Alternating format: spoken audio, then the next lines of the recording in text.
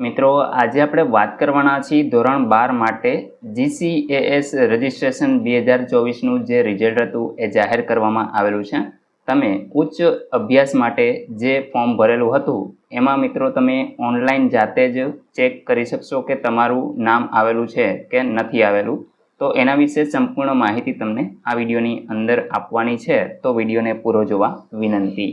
જો તમને વિડીયો ગમે તો લાઈક કરી શકો છો, તમારા મિત્રો સુધી આને શેર કરજો અને ચેનલને સબસ્ક્રાઇબ કરી લેજો, જેથી આવી કોઈ પણ માહિતી આપ સુધી પહોંચતી રહે। તો ચાલો શરૂ કરીએ।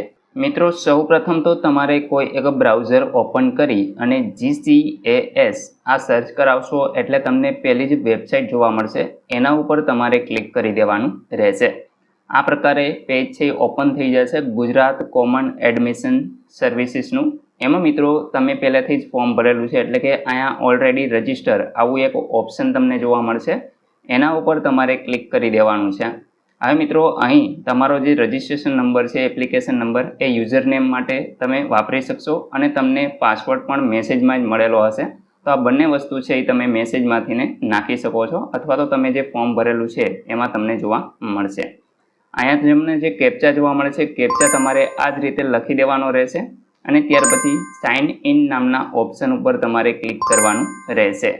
મિત્રો જેવું તમે સાઇન ઇન કરશો એટલે આ પ્રકારે અહીં તમને તમારું નામ જોવા મળશે। ત્યાર પછી તમે કયા કોર્સ માટે ફોર્મ ભરેલું છે અહીંયા આગળ તમારું નામ, આ તમામ વિગત તમે જે ભરેલી છે એ તમને જોવા મળશે। મિત્રો અહીં તમે જોઈ શકશો કે પ્રોફાઇલ, એકેડેમિક, ચોઇસ, પેમેન્ટ અને સબમિટ આ તમામ વસ્તુ છે એ ગ્રીન થઈ ગઈ છે। અહીંયા તમે ઓફરના ઓપ્શન ઉપર ક્લિક કરી દેશો એટલે મિત્રો આ પ્રકારે અહીંયા જેટલી પણ ઓફર એટલે કે જેટલી કોલેજની અંદર તમારું નામ સિલેક્ટ થયેલું હશે એ કોલેજનું લિસ્ટ તમને જોવા મળશે।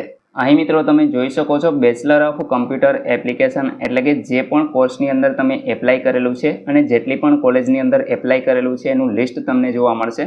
અહીં મિત્રો તમને એડમિશનની ઓફર જોવા મળશે, જેમ કે તમે જોઈ શકો છો કે તમારી એપ્લિકેશન જો રિજેક્ટ થઈ હશે તો અહીંયા યસ લખેલું હશે અને જો રિજેક્ટ નહીં થઈ હોય તો નો અહીંયા તમે જોઈ શકો છો।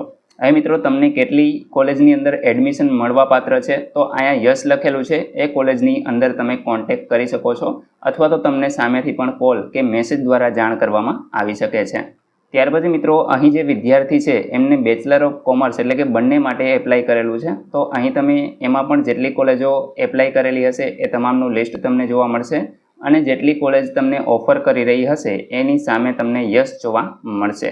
અહીં મિત્રો તમે નીચે સ્ક્રોલ કરાવશો તો તમને પ્રોવિઝનલ એડમિશનનું લિસ્ટ છે એ પણ જોવા મળશે। અહીંયા કણે તમે ડાઉનલોડના ઓપ્શન ઉપર ક્લિક કરશો તો મિત્રો અહીં જે તમારું પ્રોવિઝનલ લિસ્ટ છે એ તમને અહીં જોવા મળશે। તમે જોઈ શકો છો BCAનું જે ફર્સ્ટ મેરિટ લિસ્ટ છે, ત્યાર પછી BCA પ્રોવિઝનલ લિસ્ટ, તમે જે પ્રકારે એપ્લાય કરેલું હશે એ પ્રકારે તમને અહીંયા લિસ્ટ છે એ જોવા મળશે।